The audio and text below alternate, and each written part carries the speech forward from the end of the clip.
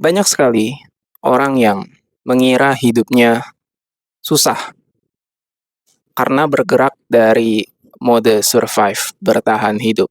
Dan itu nggak salah, karena kalau dari kesadaran, semua orang itu punya nuansa atau spektrum, yaitu state of being.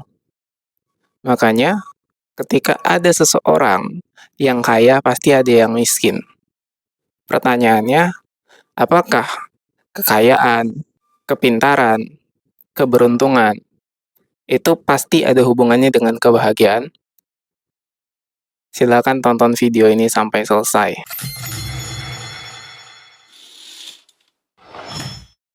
Karena kita berbicara dari sudut pandang kesadaran atau yang memang bisa kita sebut label sadar, berarti ada dualitas dari penderitaan dan kebahagiaan.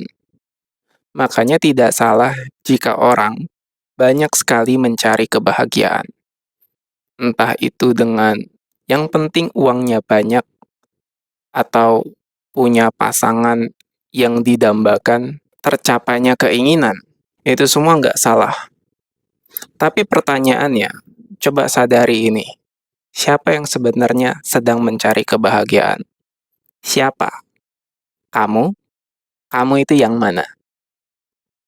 Seperti yang kita udah ketahui bersama, kebahagiaan itu ilusi, termasuk penderitaannya.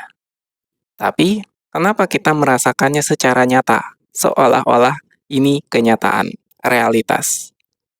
Ini kita mundur dulu ke latar belakang sebagai kesadaran, di mana being, ada yang tak terbatas, infinite being, dan ada inner being.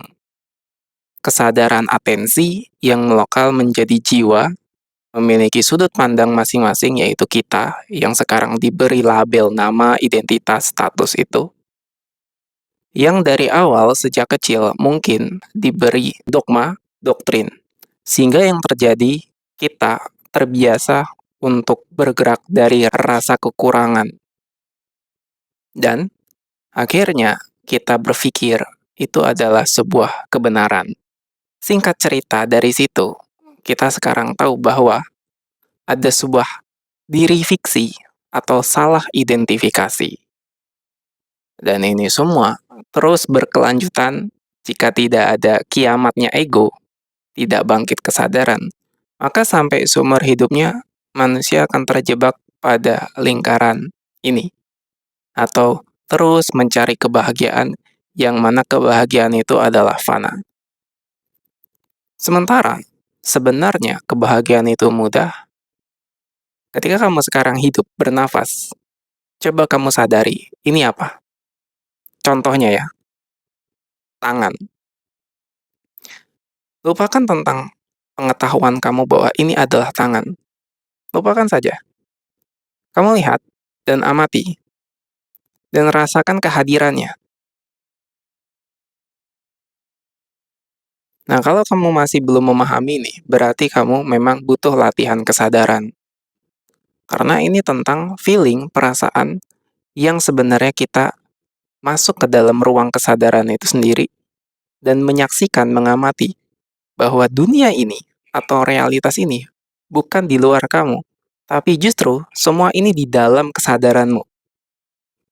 Makanya, dengan praktek mindfulness, meditasi, dan open awareness state di kesadaran, kamu pelan-pelan bisa mulai menyaksikan bahwa dunia atau realitas itu bergerak, dan kamu adalah latar belakangnya. Yang ternyata, kalau kamu sudah sadar, kamu adalah keberlimpahan itu sendiri. Kamunya adalah kebahagiaan itu sendiri. Kamu itu yang mana?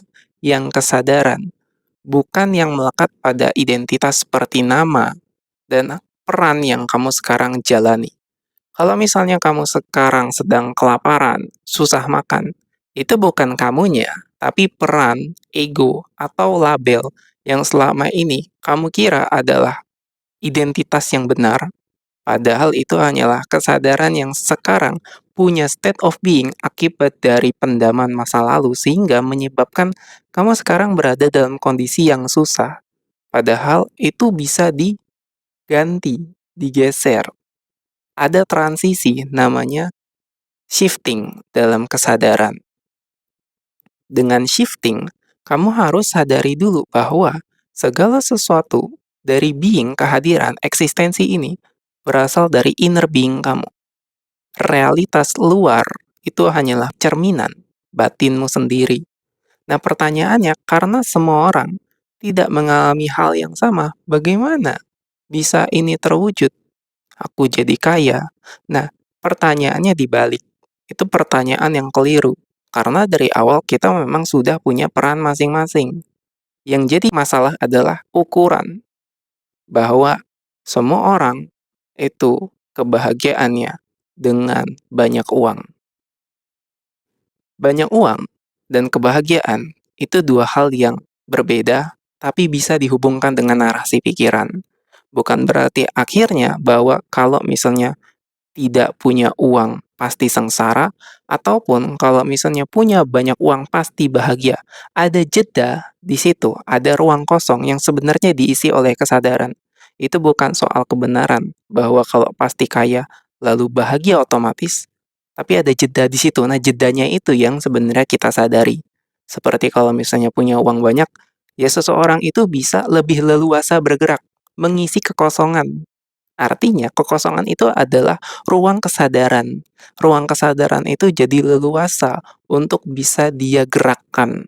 Makanya, kecenderungan daripada kekayaan itu lebih mudah bergerak, leluasa. Dan ketika kekosongan itu diisi dengan berbagai gerakan aliran kesadarannya, jadi seolah-olah lebih bahagia. Kelihatannya bahagia. Ya padahal kebahagiaan itu ya di dalam latar kesadaranmu itu sendiri. Nah, jadi kurang lebih begitu. Sementara kebalikannya, jika yang memang miskin dan tidak punya uang, itu kecenderungan untuk lebih susah melakukan pergerakan. Tinggal sadari saja mundur ke latar belakangnya sebagai kesadaran, oh ternyata miskin juga peran, maka bahagianya muncul sendiri. Walaupun memang menari dengan penderitaan, karena penderitaan dan kebahagiaan itu hanyalah gerakan tampilan layar dari kesadaran. Maka ketika sekarang kamu sadar dan berkesadaran, otomatis kamu melampaui dualitas dan berada di frekuensi atau zona non-dualitas. Silahkan share, like, dan subscribe channel YouTube ini. Semoga membantu dan sampai jumpa di kesadaran-kesadaran berikutnya.